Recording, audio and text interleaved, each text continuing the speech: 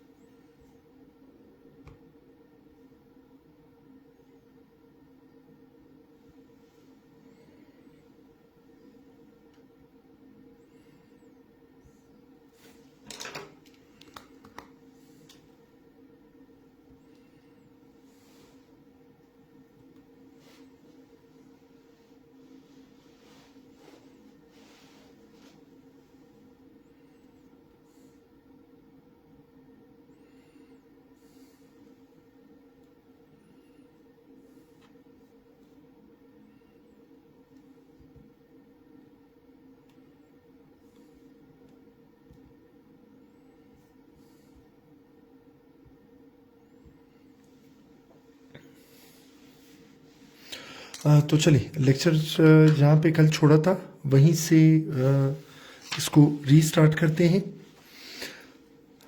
अब हमारे पास active passive में एक लास्ट कैटेगरी जो है वो है इम्पेरेटिव सेंटेंसेस की। ठीक है, अगर इम्पेरेटिव सेंटेंसेस को हम सिंपली डिस्कस करें तो हम ये कहेंगे इम्पेरेटिव सेंटेंसेस वो सेंटेंसेस हैं कि जिनमें या तो आप किसी को कोई काम करने के लिए कह रहे हैं या फिर आप उसे किसी काम से मना कर रहे हैं।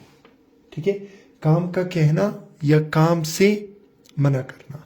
अब देखें कैसे।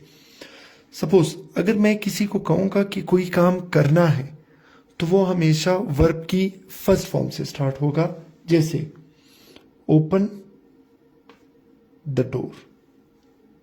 ठीक है, यानी मैं इसे जो काम करने के लिए कह रहा हूं हमारे पास उसकी फर्स्ट फॉर्म है। ठीक है, और फिर ऑब्वियसली हमारे पास ऑब्जेक्ट है। अब जब हम कहते हैं कि कोई काम करना है तो ये वर्ब की फर्स्ट फॉर्म शुरू में आ जाएगी और उसके साथ ऑब्जेक्ट, यानी ओपन द डोर। अब जब हम इसे चेंज करने की बात करेंगे पैसिव वॉइस में तो सबसे पहले आप स्टार्ट में लगाएंगे लेट, फिर उसके बाद ऑब्जेक्ट यहां शिफ्ट हो जाएगा, फिर वर्ब की फर्स्ट फॉर्म एज यूजुअल हम चेंज करते हैं थर्ड फॉर्म में, लेकिन किसके साथ?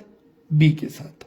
अब देखें ये आया लेट, ये the door object, opened verb की थर्ड फॉर्म लेकिन बी के साथ।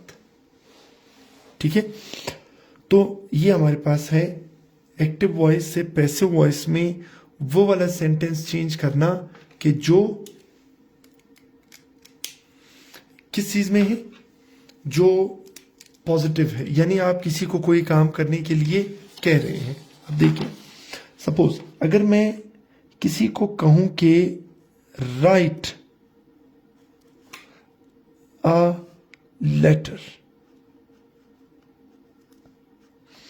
अब राइट हमारे पास वर्ब की फर्स्ट फॉर्म, अ लेटर हमारे पास ऑब्जेक्ट। अब जब मैं इसे चेंज करूंगा तो मैं क्या करूंगा? लेट लिखकर फिर उसके बाद ऑब्जेक्ट। अच्छा, वर्ब की थर्ड फॉर्म लिखूंगा लेकिन उससे पहले बी आ जाएगा, B plus third form.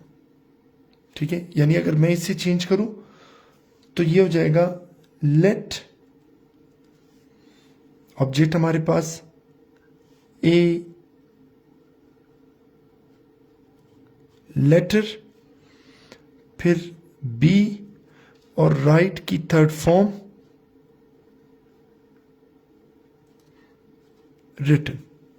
Late a letter be written. ठीक है, यानी ये वो काम है कि जिसमें आप किसी को कह रहे हैं कि ये करना है।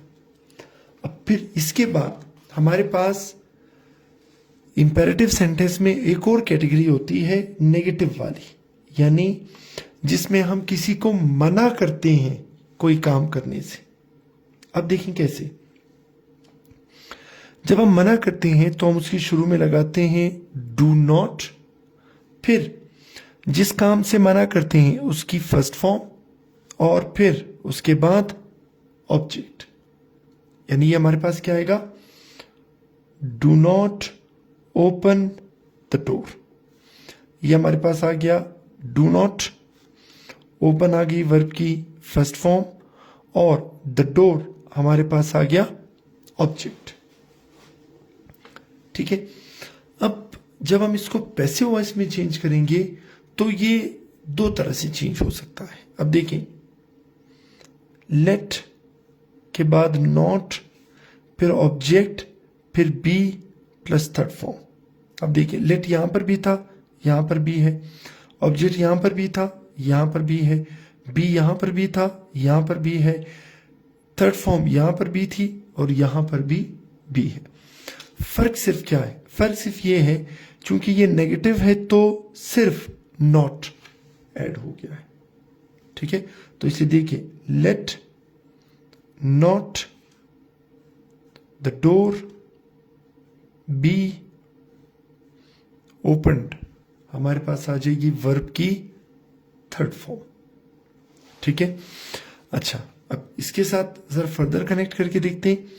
ये देखिए, ये नॉट जो है दोनों केसेस में एक्सेप्टेबल है। आप इसको ऑब्जेक्ट से पहले लिखते हैं या आप इसको ऑब्जेक्ट के बाद लिखते हैं, दोनों केसेस में ये करेक्ट कंसीडर होगा। ठीक है, अब देखिए कैसे।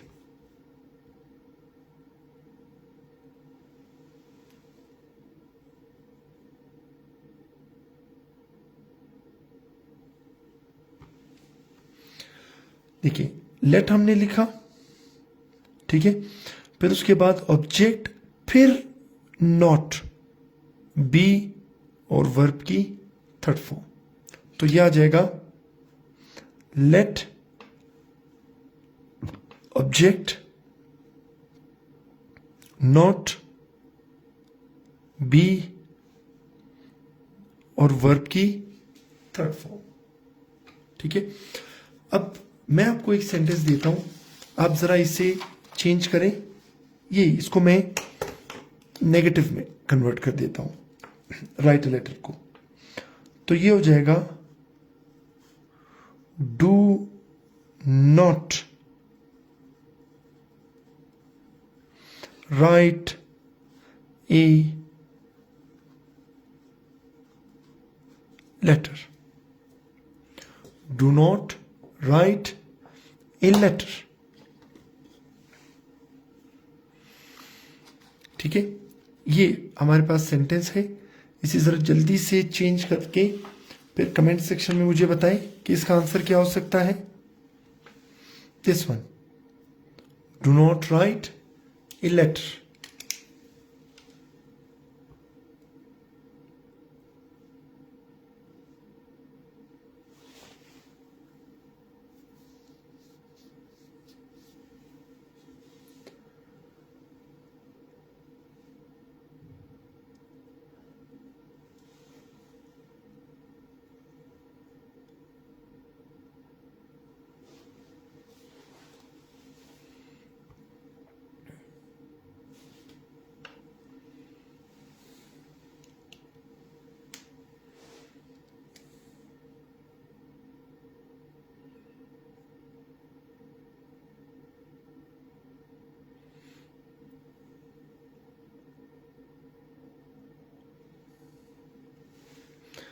चलिए मैं चेंज कर देता हूं दोनों तरह से.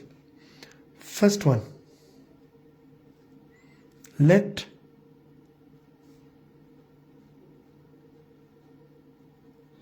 a letter not be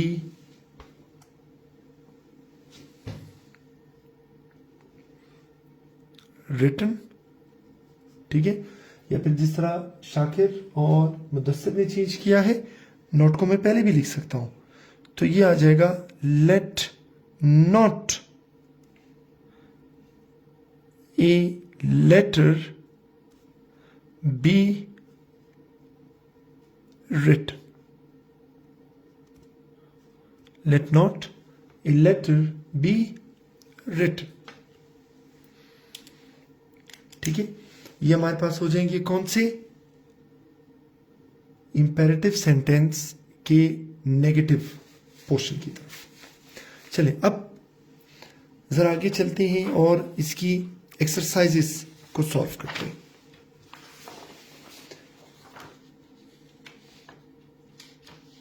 देखिए, एक क्वेश्चन जो आपको मिलेगा, इसमें आपने आइडेंटिफाई करना है और आपने बताना है कि ये एक्टिव वॉइस है या पैसिव वॉइस. ठीक है, और हमने जैसे पहले डिस्कस किया था, अगर ये पैसिव वॉइस हुआ तो इसमें बी वाली फैमिली भी होगी और थर्ड फॉर्म भी होगी, और अगर दोनों में से कोई एक भी मिसिंग हुआ तो वो पैसिव वॉइस नहीं होगा. देखिए, शीना सिंग्स ब्यूटीफुल सॉन्ग्स, ना इसमें बी फैमिली है ना थर्ड फॉर्म है, तो first one is active voice, right. अच्छा, फिर उसके अलावा number 2, the sun sets in the west, again ना बी वाली फैमिली है ना थर्ड फॉर्म है, तो ये भी एक्टिव वॉइस. फिर the boy was beaten by his teacher, ये रही बी वाली फैमिली और ये रही third form, so this one is passive voice. फिर number 4, Kashif is helped by Usman, अब ये हमारे पास आया बी वाली फैमिली और ये रही थर्ड फॉर्म, तो नंबर 4 बी हमारे पास है पैसिव वॉइस. फिर the carpenter is building the desk. ठीक है, अब इज तो हमारे पास है, बी वाली फैमिली है, लेकिन थर्ड फॉर्म नहीं है, तो इसका मतलब ये हो जाएगा एक्टिव वॉइस, क्योंकि पैसिव वॉइस होने के लिए दोनों का होना जरूरी है, राइट. अच्छा, फिर आगे चलते हैं. The wood cutter cut down the tree, अब यहां पर अगेन बी वाली फैमिली नहीं है, थर्ड फॉर्म नहीं है, तो हम इसे एक्टिव वॉइस कह देंगे.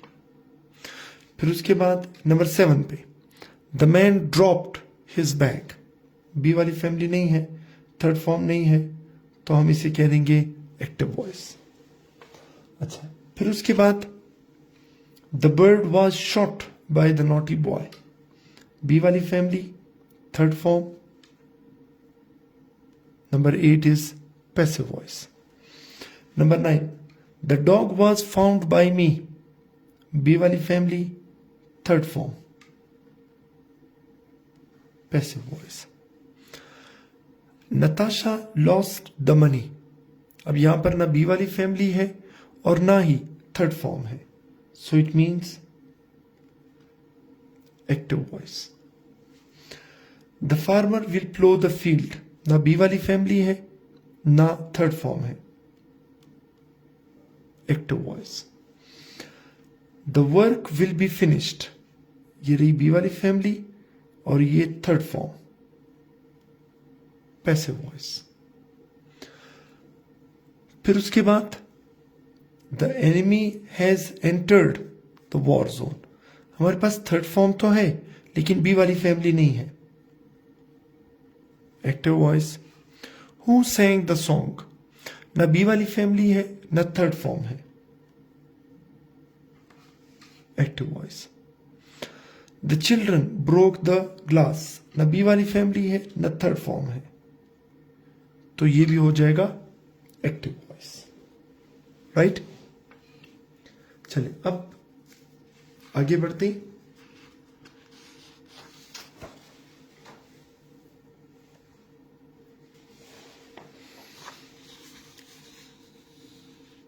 एक सिंपल सी एक्सरसाइज सॉल्व करते हैं, ठीक है। ही राइट्स स्टोरीज, स्टोरीज को मैं स्टार्ट में ले आऊंगा। स्टोरीज आर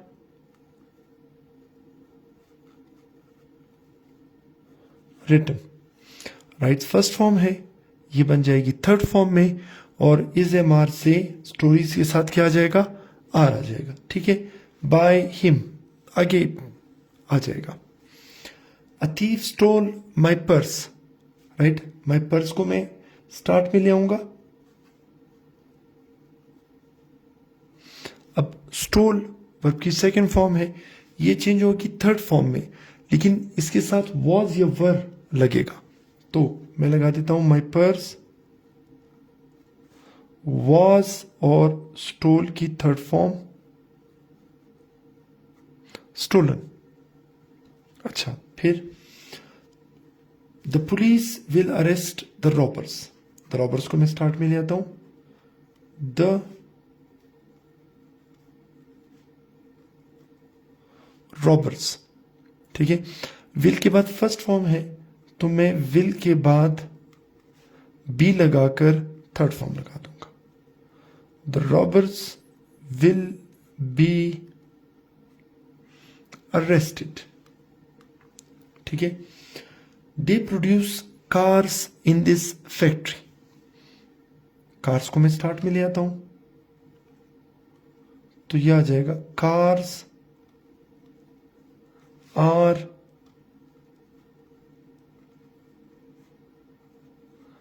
प्रोड्यूस्ड, ठीक है। आगे जो भी है, फिर उसके बाद she can cook rice, can के बाद फर्स्ट फॉर्म है, कैन के बाद बी लग जाएगा और थर्ड फॉर्म, तो ये आ जाएगा राइस कैन बी कुक्ड, फिर आगे जो भी। You should study physics, should के बाद फर्स्ट फॉर्म है, बी लगाकर थर्ड फॉर्म, वही कल जो हमने डिस्कस किया था, जिसमें मैंने आपको शॉर्टकट बताया था और उसमें 100+ फॉर्मूले कवर हो रही थी, तो ये हो जाएगा फिजिक्स शुड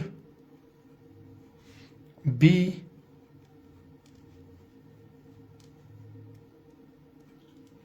स्टडीड, ठीक है।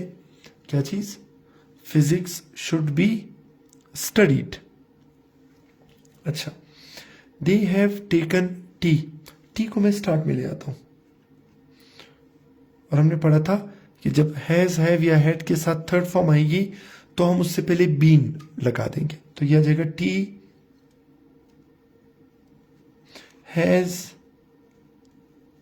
बीन टेकन, आगे जो भी होगा, ठीक है। समवन स्टोल जिम्स बाइक, अब ये हमारे पास ऑब्जेक्ट है, इसको स्टार्ट में ले आते हैं, तो ये बन जाएगा जिम्स